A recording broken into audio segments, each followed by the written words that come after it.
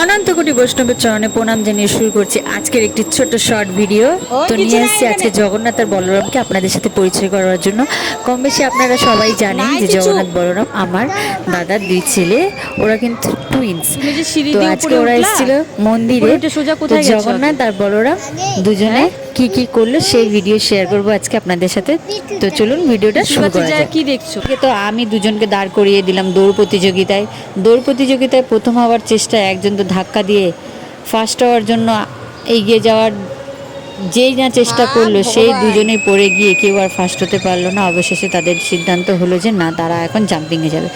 জাম্পিংয়ে গিয়ে কি করলো সেই ভিডিওটা শেয়ার করছি। যা বিশ্ব দাদা থাকবে তো। বিশ্ব তুইও যাবি না? এমনি এমনি বলি, এমনি বলি। বিশ্ব তুইও যাবি না? হ্যাঁ, বিশ্ব দাদা যাবে তো। যাও যাও, বিশ্ব দাদা যাবে। হ্যাঁ, যাও যাও।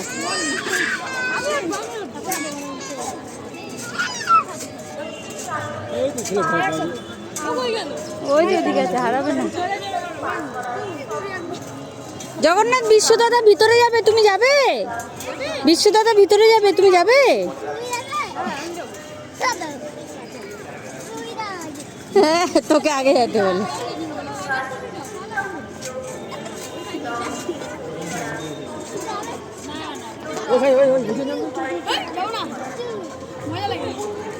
তারপর তো জগন্নাথের মনে বিশাল প্রশ্ন যে দাদারা কেন এইভাবে ফটো তুলছে।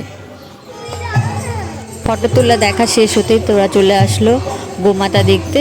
তো গোমাতার এখানে এসে জগন্নাথ বলছে গোমাতা নাকি ওকে দেখে ভয় পাচ্ছে।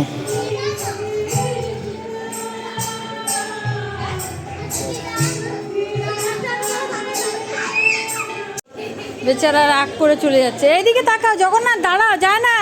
শোনো শোনো, বেচারা রাগ করে চলে যাচ্ছে। এইদিকে তাকাও জগন্নাথ, দাঁড়াও, যায় না। ততক্ষণে সবাই ভালো থেকো, সুস্থ থেকো।